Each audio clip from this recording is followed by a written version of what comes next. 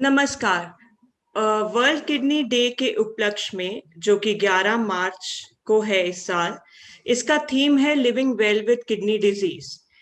कि किसी बच्चे को अगर किडनी की प्रॉब्लम है, उसके साथ एक हेल्दी लाइफ कैसे जी सकते हैं। तो ये थीम है इस बार के वर्ल्ड किडनी डे का। और इस थीम पे आपको और जानकारी देने के लिए हम एक ऐसी डिजीज के बारे में बात करेंगे जो कि बच्चों में बहुत कम पाई जाती है लेकिन बहुत सीरियस है। ये है chronic kidney disease. Chronic kidney disease जो कि बच्चों में बहुत कम पाई जाती है लेकिन एक बहुत ही सीरियस बीमारी है। और इस बीमारी में हमें क्या करना है और क्या नहीं करना है, इसके बारे में हम आने वाले लेक्चर में आपको जानकारी देंगे। क्रॉनिक किडनी डिजीज पे आने से पहले हम जानना चाहेंगे कि किडनी का एक नॉर्मल बॉडी में क्या रोल है। जैसा कि हमें पता है कि हर एक हेल्दी इंसान में दो किडनीज होती हैं जो बिल्कुल ही पेट के लेवल पे रिब्स के नीचे पीछे की तरफ लोकेटेड हैं। और ये किडनीज जो हैं ये बीन शेप्ड ऑर्गन्स हैं जो कि आप कॉमन लेमन टर्म में राजमा की शेप में होती हैं और इनका साइज एक बंद मुट्ठी के जितना होता है। तो ये दोनों ऑर्गन्स हमारी बॉडी में बहुत ही इंपॉर्टेंट काम करती हैं। इनका काम है हमारी बॉडी से सारा वेस्ट निकालना। तो जो भी हमारा ब्लड है उसमें से एक्स्ट्रा पानी, एक्स्ट्रा वेस्ट निकाल के उससे यूरिन या पेशाब बनाती हैं। फिर ये पेशाब ट्यूब्स जिन्हें कि यूरेटर्स कहते हैं उनके माध्यम से ब्लैडर में जाता है और ब्लैडर के माध्यम से शरीर से बाहर आता है। तो यूरिन के माध्यम से जो ये दोनों किडनीज हैं ये हमारे शरीर की सारी गंदगी निकालती हैं। और इनके खराब हो जाने से हमारे शरीर को उतना ही नुकसान पहुंच सकता है जितना कि हमारा दिमाग या हमारा हार्ट खराब होने से होता है। बॉडी में हर प्रकार की सफाई रखने के अलावा बहुत ही तीन इंपॉर्टेंट फंक्शंस हैं जो ये किडनीज करती हैं। पहला है कि हमारी बॉडी में ब्लड बनाना, जो कि ये एरिथ्रोपोइटिन के माध्यम से करती हैं। दूसरा है हमारी हड्डियों को स्ट्रॉन्ग बनाना, जो विटामिन डी के माध्यम से होता है जो भी किडनी में बनता है। और तीसरा है कि ये किडनी कुछ सब्सटेंसेस बॉडी में रिलीज करती है जिनसे हमारा की ब्लड प्रेशर एक नॉर्मल लेवल पे रहता है। शरीर की गंदगी दूर करने के अलावा तीन काम, ब्लड बनाना, हमारी हड्डियां मजबूत करना और ब्लड प्रेशर को कंट्रोल में रखना, ये तीन इंपॉर्टेंट काम है किडनीज के बॉडी में। अब इन किडनीज को जब प्रॉब्लम हो जाती है उसे क्रॉनिक किडनी डिजीज कहते हैं। क्रॉनिक किडनी डिजीज बच्चों में कम पाई जाती है लेकिन सीरियस बीमारी है और आजकल आगे आ रही है। किडनी की किसी भी बीमारी को क्रॉनिक हम तब कहते हैं या लंबे समय तक तब चलती है जब लगभग 3 महीने से हमें किडनी में कुछ परेशानी आ रही हो। अब परेशानी किस प्रकार की हो सकती है? किडनी जो कि सफाई का काम कर रही थी वो नहीं करती है, महीनों और साल बीत जाते हैं इस कम काम करने की अवस्था में। और जब ये किडनी बिल्कुल काम करना बंद कर देती है तो बॉडी कुछ लक्षण दिखाना शुरू करती है। अगर आपकी किडनी एक हेल्दी बीन शेप्ड किडनी है, जब ये धीरे धीरे खराब होती है तो इसका साइज छोटा पड़ता है, ये सिकुड़ती जाती है और अल्टीमेटली जब किडनी फेलियर में आ जाती है तो ये बिल्कुल ही छोटे साइज की हो जाती है और अपना काम करना बंद कर देती है। ऐसी सिचुएशन में हमें बॉडी की सफाई करने के लिए या जो काम किडनी कर रही थी उसको करने के लिए या तो डायलिसिस का सहारा लेना पड़ता है या फिर किडनी ट्रांसप्लांटेशन, जो कि एक हेल्दी किडनी हम बीमार इंसान में जिसकी किडनी खराब हो गई है उसमें लगा देते हैं। जब भी हमारी किडनी खराब होना शुरू होती है तो शुरू में लक्षण नहीं आते हैं, लेकिन एंड में जाके जब लक्षण आते हैं तब हम उसे किडनी फेलियर की स्टेज बोलते हैं। तो एक हेल्दी किडनी से किडनी फेलियर की स्टेज में पहुंचने तक बहुत टाइम लगता है, और इस टाइम को और बढ़ाने के लिए या किडनी फेलियर को धीरे धीरे धीरे डायलिसिस की स्टेट में पहुंचने तक या उसको फेलियर से थोड़ा रोकने के लिए हमें उसका डायग्नोसिस करना बहुत जरूरी है। अगर हम टाइम पे किडनी की प्रॉब्लम पकड़ेंगे, उसका डायग्नोसिस करेंगे और बीमारी के लिए मेडिकेशन खाएंगे, तो किडनी का जो काम है वो धीरे धीरे कम होगा और काफी साल तक वो अपना काम मेडिकेशन की सहायता से करती जाएगी। जब ये एंड स्टेज पे पहुंच जाती है तभी हमें डायलिसिस या ट्रांसप्लांट का सहारा लेना पड़ता है। बच्चों में किडनी की प्रॉब्लम्स किन कारण से आती है? बच्चों में किडनी की प्रॉब्लम ज्यादातर उनकी बनावटी रूप में कोई खराबी होने की वजह से आती है, जिन्हें हम कंजेनाइटल अनोमलीज कहते हैं। जब बच्चा मां के पेट में बन रहा होता है तो उसकी किडनी, यूरेटर या ब्लैडर, उनके बनावट में जब भी कोई प्रॉब्लम आती है तो किडनी में प्रॉब्लम आ सकती है। जो भी कॉमन बीमारियां हैं उन्हें कहते हैं पोस्टीरियर यूरेथ्रल वाल्व, जिससे कि पेशाब आने के रास्ते में थोड़ी रुकावट रहती है। रिफ्लक्स नेफ्रोपैथी, जिससे कि पेशाब किडनी की तरफ ऊपर जाता है बजाय कि वो बाहर आए बॉडी से, और किडनी पूरी तरह से बनी नहीं है, उसको एजेनेसिस या हाइपोडिस्प्लेजिया कहते हैं। तो मेन इन कारणों की वजह से बच्चों में क्रॉनिक किडनी डिजीज होती है। कुछ प्रॉब्लम्स ऐसी भी होती हैं जो पैदा होने के बाद होती हैं, बट ये बच्चों में थोड़ी कम पाई जाती हैं, जैसे कि नेफ्रोटिक सिंड्रोम, पेशाब में प्रोटीन जाना, पेशाब में ब्लड जाना, ग्लोमेरुलोनेफ्राइटिस, और बीमारियां जैसे कि हेमोलिटिक यूरेमिक सिंड्रोम या बाकी शरीर के डिसऑर्डर्स, जिसके कारण किडनी खराब हो सकती है और एंड स्टेज रीनल डिजीज हो सकती है। कुछ किडनी डिजीजेस हमें अपने माँ बाप से इनहेरिट हो सकती हैं या ये फैमिलीज में चलती आती हैं। ऐसी चीजें बहुत ही कम होती हैं और इनका कॉज जेनेटिक्स होता है, जिसके कारण किडनी खराब होती है। तो मेनली 3 कारणों के कारण, पहला है बनावट में प्रॉब्लम, दूसरा है बनावट के बाद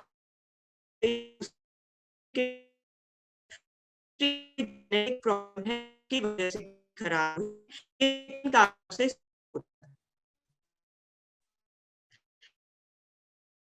किस बच्चे को किडनी की क्रॉनिक बीमारी है तो उसमें क्या क्या लक्षण पाए जाएंगे।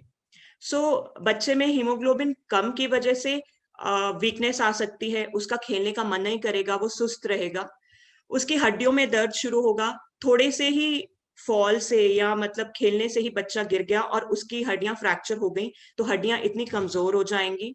बच्चे की ओवरऑल ग्रोथ बहुत ही पुअर होगी, उसका वेट और हाइट अपनी एज के अप्रोप्रिएट नहीं बढ़ेगा।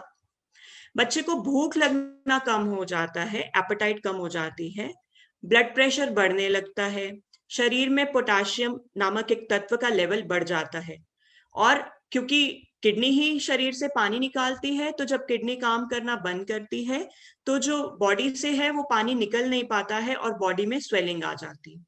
धीरे धीरे बच्चे का पेशाब की मात्रा कम होने लगती है और जब डायलिसिस होता है तो बिल्कुल खत्म हो जाती है। और बच्चे की जो ब्लड वेसल्स होती हैं या हार्ट होता है उन पे भी किडनी की बीमारी की वजह से असर पड़ता है। ब्लड प्रेशर हाई रहने के कारण इनमें प्रॉब्लम्स आ जाती हैं। कई बार ब्लड में जो किडनी अपने टॉक्सिन्स क्लियर नहीं कर पाती, उससे बच्चे को प्रॉब्लम हो सकती है, बच्चा बेहोशी में जा सकता है। यूरिया नामक एक पदार्थ बढ़ जाता है जिसके कारण बच्चा बेहोशी में जा सकता है और बच्चे को झटके भी आ सकते हैं। बाकी नर्व्स का डैमेज होना और स्किन की प्रॉब्लम्स भी किडनी डिजीज में हो सकती है।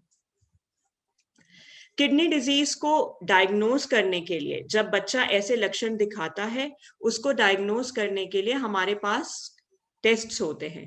पहला है ब्लड टेस्ट, जिसमें कि यूरिया और क्रेटिनिन एक बहुत ही इंपॉर्टेंट टेस्ट है। उसके अलावा haemoglobin, potassium level, sodium, calcium, phosphate, vitamin D और पैराथॉर्मोन लेवल्स, ये सब टेस्ट्स किसी भी हॉस्पिटल में अवेलेबल हैं, हो जाते हैं, जो दर्शाते हैं कि बच्चे को किडनी की कितनी प्रॉब्लम है। उसके बाद अगर हम पेशाब का टेस्ट करें तो उसमें प्रोटीन या ब्लड आ सकता है जो कि दर्शाता है कि किडनी की प्रॉब्लम है। फिर अगर हम अल्ट्रासाउंड करके देखेंगे तो जो किडनी का साइज है वो हमें नॉर्मल साइज से छोटा मिलेगा। कई बार किडनी की प्रॉब्लम जानने के लिए अगर बच्चा ठीक ठाक हेल्दी अभी इनिशियल स्टेजेस में है तो हम किडनी की बायोप्सी करके भी डायग्नोसिस का पता लगा सकते हैं। और अंत में अगर बच्चे की किडनी पूरी तरह खराब हो चुकी है और हम सोच रहे हैं कि उसका डायलिसिस करना है या ट्रांसप्लांट करना है, तो जेनेटिक स्टडीज अवेलेबल हैं जिससे कि पता लगाया जा सकता है कि किडनी किस कारण खराब हुई है। जब किडनी खराब हो गई है और आप डॉक्टर के पास जाते हैं तो आपको एक सेट ऑफ चीजें बताते हैं जो कि कर पाएंगे, जिनसे कि किडनी का नॉर्मल फंक्शन किसी स्तर तक नॉर्मल चलता रहेगा। जैसे कि हमने पहले देखा था कि एकदम से किडनी का फंक्शन कम नहीं होता, उसको खराब होने के लिए महीनों से साल लगते हैं। तो जिस स्टेज पे आप किडनी फेलियर में हैं, जब आप डॉक्टर के पास जाएंगे तो आपको कुछ दवाइयां और कुछ डाइट और न्यूट्रिशन के बारे में बताया जाएगा, जिससे कि आपकी जो है किडनी का जितना फंक्शन बचा है उसको हम प्रिजर्व कर सकते हैं और डायलिसिस की स्टेज डिले कर सकते हैं। तो सबसे पहले आता है पानी, दैट इज वाटर। सबके मन में क्वेश्चन होता है कि जब सीकेडी या क्रॉनिक किडनी डिजीज है बच्चे को, तो उसको पानी कितना पिला सकते हैं। तो जब बच्चा इनिशियल स्टेजेस पे है तो हम पानी रेस्ट्रिक्ट नहीं कर सकते हैं, उसको पेशाब आ रहा है तो हम पानी पिला सकते हैं। लेकिन जब धीरे धीरे उसका पेशाब आना बंद हो जाता है या किडनी की जो स्टेजेस है वो फाइनल स्टेज में पहुंच जाती है, तो हमें पानी बंद करना है या रेस्ट्रिक्ट करना है। लगभग 100 से 200 ml पानी प्लस जो भी तरल पदार्थ वो पूरे दिन में लेता है, सिर्फ 200 ml के करीब उसको दे सकते हैं। अगर उससे ज्यादा देंगे तो उससे क्या होगा, ब्लड प्रेशर बढ़ेगा, शरीर में फुलावट आएगी और अल्टीमेटली क्या होगा, हार्ट की प्रॉब्लम्स बढ़ेंगी। तो इसीलिए final stages of kidney disease में वाटर रेस्ट्रिक्शन बहुत जरूरी है। फिर अगर हम डाइट पे आए तो बेसिकली जब हम initial stages of kidney failure में होते हैं तो हम हमेशा बैलेंस्ड डाइट रिकमेंड करते हैं। घर में जो भी बच्चा खा रहा है वो खा सकता है, उसमें कैलोरीज, प्रोटीन्स, विटामिन, कोई डाइट रेस्ट्रिक्शन। जब हम फाइनल हैं तो दो चीजें होती हैं, जैसे कि बताया कि बच्चों को भूख कम लगती है और उनकी ग्रोथ सफर करती है। इस स्टेज पे बच्चों की डाइट रेगुलेट करना बहुत जरूरी है। बच्चों को high calorie, energy dense diet चाहिए। जो बच्चे मुंह से नहीं खा सकते हैं, जितनी डाइट चाहिए उतना नहीं ले पाते हैं, तो उन बच्चों को नाक से ट्यूब डाल सकते हैं या पेट में छेद करके उसके रास्ते से हम डाइट पूरी प्रदान कर सकते हैं। क्योंकि पूरी डाइट लेने से ही बच्चे में बीमारी से लड़ने की ताकत आएगी और उसको उसकी बॉडी को न्यूट्रिशन मिलेगा। अदरवाइज उसकी ग्रोथ सफर करती रहेगी क्योंकि उसकी किडनीज में प्रॉब्लम है। कुछ स्पेसिफिक फूड आइटम्स हैं जो हम क्रॉनिक किडनी डिजीज में बिल्कुल ही अवॉइड करते हैं। पहला है, जिन फूड आइटम्स में पोटाशियम नामक तत्व की कॉन्सेंट्रेशन बहुत ज्यादा है, जैसे कि संतरा हो गया, खट्टी चीजें, नींबू, आपके खरबूजे और टमाटर, ये सब चीजों में पोटाशियम की क्वांटिटी ज्यादा होती है। इसीलिए इन चीजों पे थोड़ा सा रोक लगाया जाता है कि ये सब चीजें बच्चों को नहीं खिलानी है। कुछ चीजें जिनमें पोटाशियम का अमाउंट ज्यादा है वो बिल्कुल कम खानी है। दूसरा तत्व जो ध्यान में रखना है वो है फॉस्फेट। जो भी हमारे नट्स और मीट और डेयरी प्रोडक्ट्स होते हैं, जैसे कि दूध वगैरह, उन सब में फॉस्फेट का अमाउंट ज्यादा होता है और फॉस्फेट भी हमें डाइट में कम रखना है। लेकिन आप खुद सोचिए, जब बच्चा मीट, दूध, फिश और डेयरी प्रोडक्ट्स नहीं खाएंगे, उसका प्रोटीन इनटेक भी कम हो जाएगा। इसीलिए हमें थोड़ा सा बैलेंस बना के बच्चे को हेल्दी डाइट भी देना है और फॉस्फेट का अमाउंट चेक कराते हुए फॉस्फेट को कम रखना है। तीसरा और बहुत जरूरी रिस्ट्रिक्शन है वो है सॉल्ट। नमक हमेशा कम खाना है। किसी भी बच्चे को या किसी भी बड़े को जिसको किडनी की प्रॉब्लम है, नमक बहुत ही कम खाना है। हमारे घरों में जो अचार होता है, चिप्स, नमकीन या टोमेटो सॉस होती है, उसमें बहुत नमक है। तो जिन बच्चों को किडनी की प्रॉब्लम है, हमें कोशिश करें कि घर ऐसी चीजें कम इस्तेमाल हो ताकि बच्चों का मन नहीं करे इन चीजों को खाने का। क्योंकि अगर हम नमक कम करेंगे तो हमारा ब्लड प्रेशर कंट्रोल में रहेगा। बाकी डाइट कंट्रोल के अलावा बहुत दवाइयां हैं जिन्हें ध्यान रखना होता है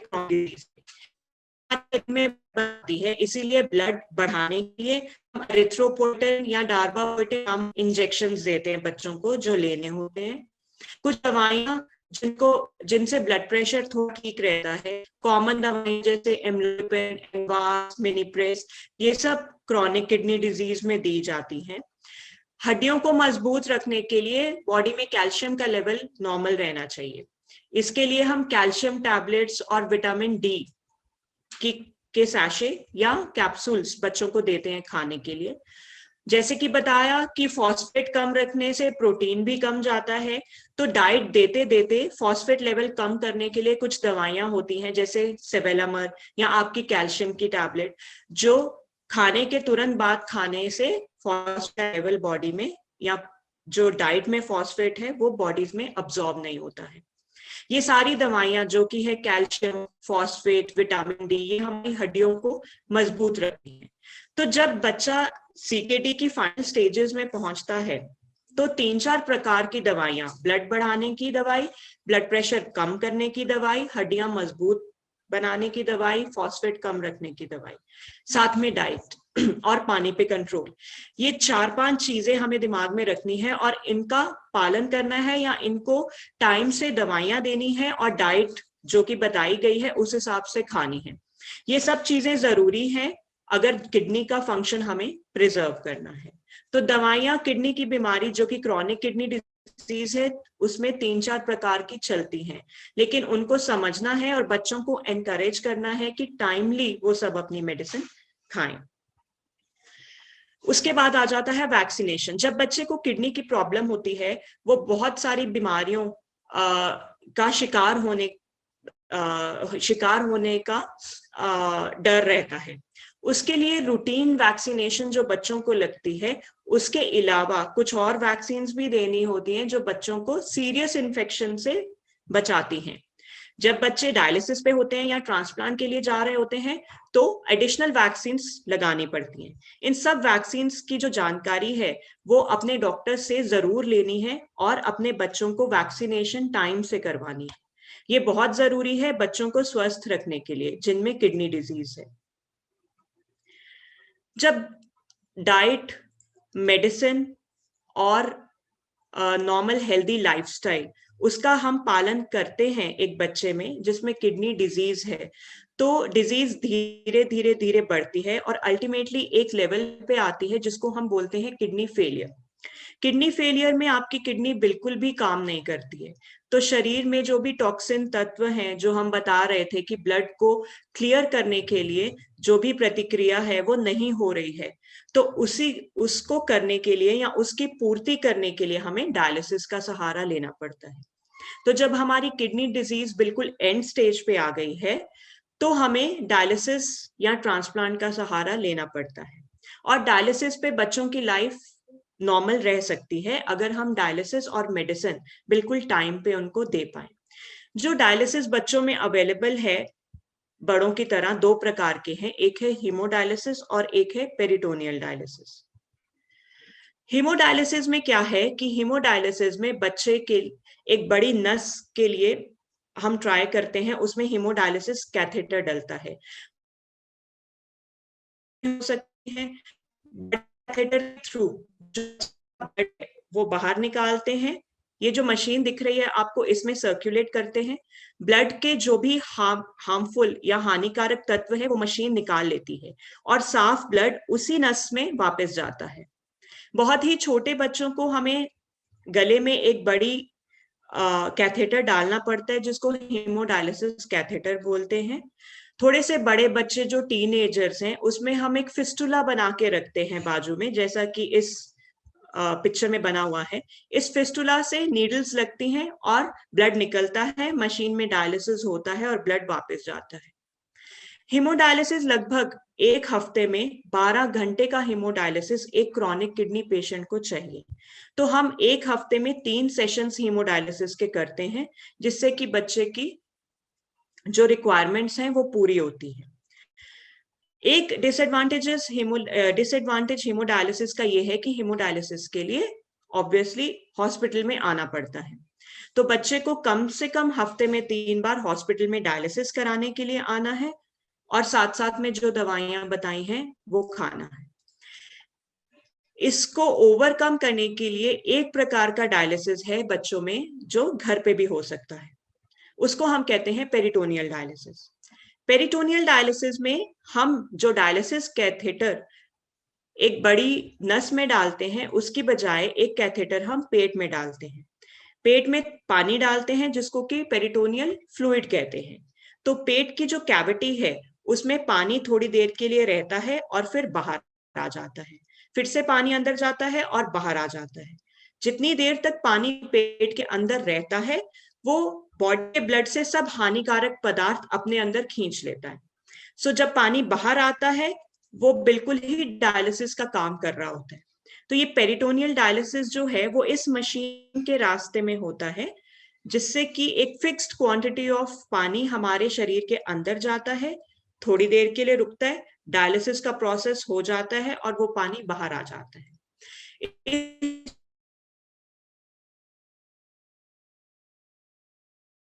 सकते हैं और रोज रोज हॉस्पिटल आने की जरूरत नहीं पड़ती है।